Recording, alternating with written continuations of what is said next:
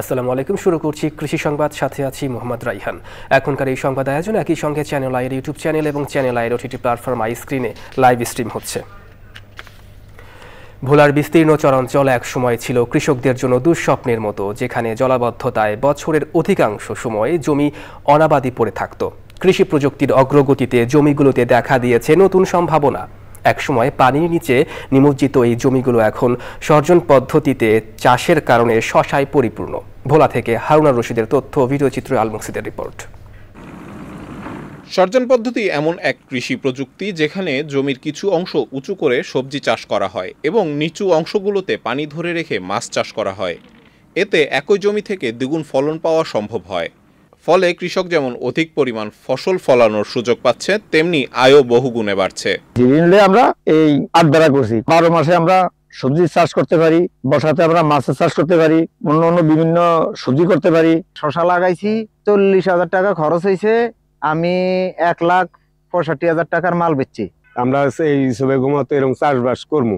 কৃষি বিভাগ ও গ্রামীণ জন উন্নয়ন সংস্থার পরামর্শ, প্রশিক্ষণ ও সহযোগিতার মাধ্যমে কৃষক নতুন কৃষি কৌশল রপ্ত করেছে, যার ফলে জমির সর্বোচ্চ ব্যবহার নিশ্চিত হয়েছে। ১ বিঘা জমিতে ১ মিটার প্রস্থ এবং ১০ মিটার লম্বা দৈর্ঘ্যের প্রায় ১ বিঘাতে ৫টি আট করা যায়। এখানে কৃষক তাদের অফ সিজনে ফসল আবাদ করতে পারে। ওই পতিত জমিতে আমরা কৃষকদের আট করার পরামর্শ দিয়ে থাকি। যে ফসল চাষ করতে হবে সেটা আমরা সার্বক্ষণিক, আমরা এবং গ্রামীণ জন উন্নয়ন সংস্থা সহ অন্য যারা আছেন তারা সার্বক্ষণিক পরামর্শ দিয়ে যাচ্ছেন, যাতে করে উচ্চ মূল্যের ফসল উৎপাদন করে কৃষক আর্থিকভাবে লাভবান হচ্ছে।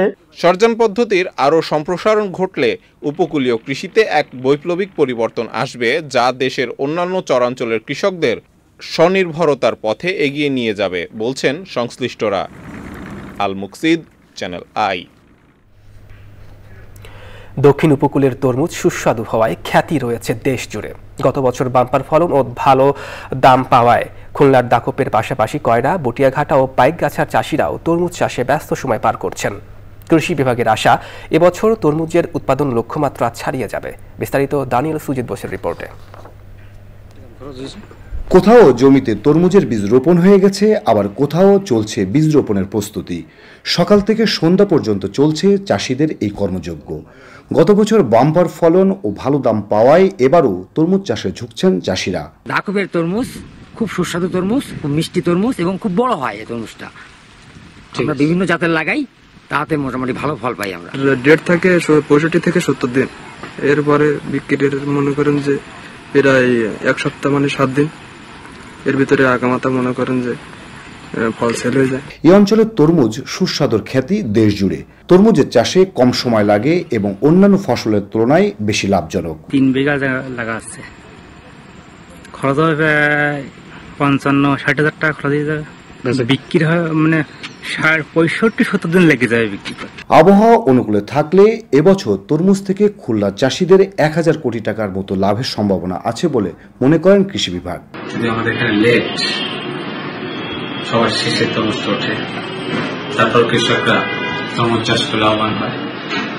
যদি আবহাওয়া অনুকূলে থাকে, কোনো প্রাকৃতিক দিক না হয়, তাহলে আশা করা যায় আমাদের খুলনা জেলা থেকে ১,০০০ কোটি টাকা কৃষকরা অর্জন করতে পারে। গত বছর খুলনা জেলায় ১২,৯৬৫ হেক্টর জমিতে তরমুজ চাষ হয়েছিল। এবছর লক্ষ্যমাত্রা থেকে প্রায় ৪,০০০ হেক্টর বেশি জমিতে আবাদ হচ্ছে তরমুজ। Daniel Sujit Bose, Channel I, Khulna. Barishal Port Road বাজার ইজারা দেওয়ার প্রতিবাদে সংবাদ সম্মেলন করেছে বরিশাল সদর মৎস্য আড়তদার অ্যাসোসিয়েশন। মালিক সমিতির সভাপতি আব্দুস সালাম বলেন, পোর্ট রোড বাজারের ৪% জমি শহীদ জিয়াউর রহমান মৎস্য অবতরণ কেন্দ্রের নামে রেকর্ড করা সম্পত্তি। ওই সম্পত্তি সিটি কর্পোরেশন অবৈধভাবে ইজারা দিয়েছে বলে অভিযোগ করেন তিনি। বরিশাল নগরীর পোর্ট রোড মৎস্য আড়তদার মালিক সমিতির কার্যালয় ইলিশ ভবনে এই সংবাদ সম্মেলন হয়। রাজশাহী অঞ্চলে ডলচুন প্রযুক্তি ব্যবহারের মাধ্যমে অম্লীয় মৃত্তিকা ব্যবস্থাপনা ও সুষম সার ব্যবহার বিষয়ে গবেষণা প্লটের মাঠ দিবস ও কৃষক সমাবেশ হয়েছে। মৃত্তিকা সম্পদ উন্নয়ন ইনস্টিটিউট রাজশাহী বিভাগীয় অফিসের আয়োজনে কৃষক সমাবেশে প্রধান অতিথি ছিলেন মৃত্তিকা সম্পদ উন্নয়ন ইনস্টিটিউটের রাজশাহী বিভাগীয় মুখ্য বৈজ্ঞানিক কর্মকর্তা আমির মোহাম্মদ জাহির। বিশেষ অতিথি ছিলেন রাজশাহী জোনের প্রধান তুলা উন্নয়ন কর্মকর্তা মোজাদ্দেদ আলী শামীম, তানোর উপজেলা কৃষি কর্মকর্তা মোহাম্মদ সাইফুল্লাহ আহমেদ ও তানোর সরঞ্জাই ইউনিয়ন পরিষদের চেয়ারম্যান মোহাম্মদ মোজামেল হক। এই ছিল কৃষি সংবাদ। সবাইকে ধন্যবাদ।